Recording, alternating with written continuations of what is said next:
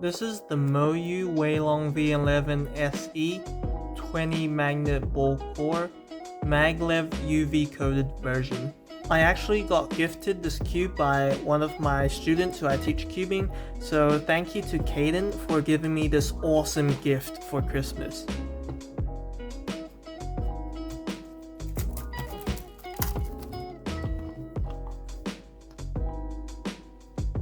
A few moments later.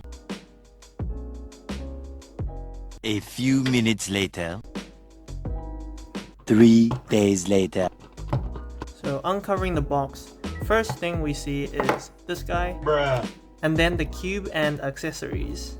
Inside the accessory box we have what looks to be a tensioning tool. Oh, it's actually called the MoYu Cube Wand, a pamphlet, and Patrick Ponce. But here's what really matters, the cube itself. Since it's MoYu, I expect this cube to be wrapped in plastic, but actually it just comes straight in the box. Here are some first turns.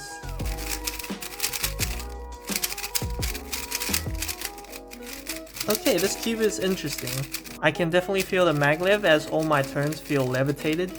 We have a black MoYu logo, which is something I've never seen before. I'm not sure how this cube is different from the normal V11, but I guess it just has black internals.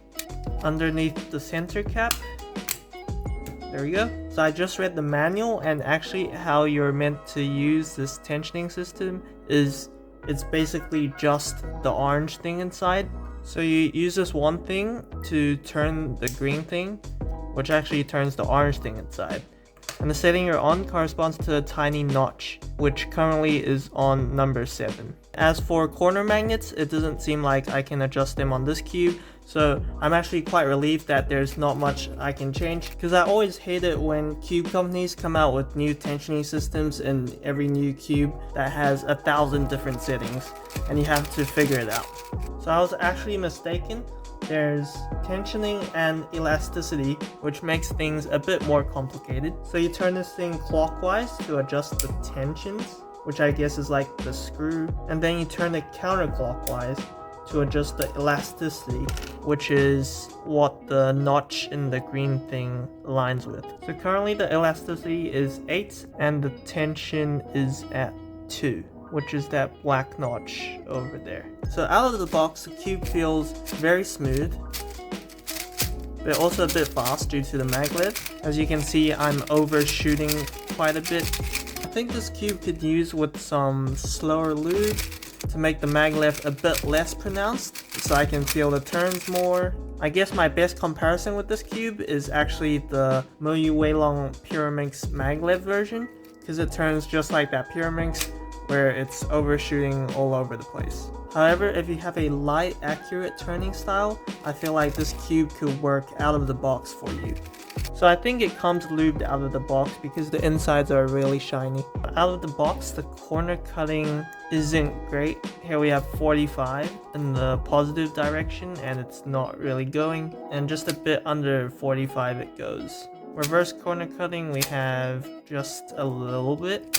Out of the box, the Weilong V11 SE is way too fast and almost unusable, but that's rather expected for a flagship cube for champions nowadays, which are designed for solving at 12 turns per second and not my usual 90 ps.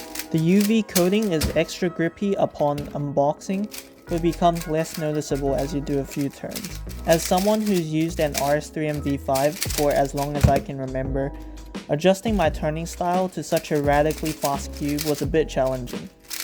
The layers of the Weilong V11 SE glide effortlessly, though the magnets are a bit weaker than I'd expect.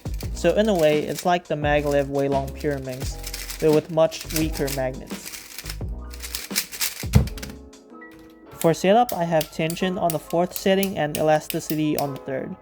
The reason I found the center cap so hard to take off was because the grooves were on the edge of the cap, not the corner like the RS3M V5. I then lubed it with 6 drops of Martian, 2 drops of Cosmos, and 2 drops of Stardust. It is very important to note that this cube is designed to be fast, so if you want any meaningful resistance when turning, it should be through the tensions, not by overlubing the cube.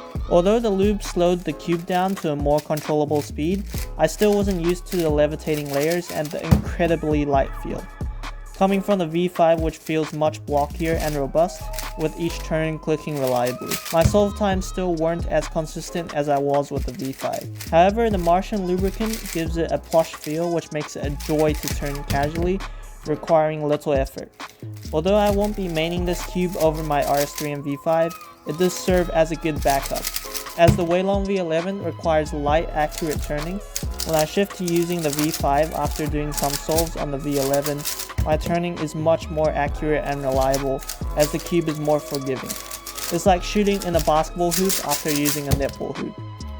Though I can achieve peak turn speed on the V11, it will take some getting used to the cube before I can main it over my V5. Like and subscribe and let me know your thoughts on the Weilong V11 in the comments below.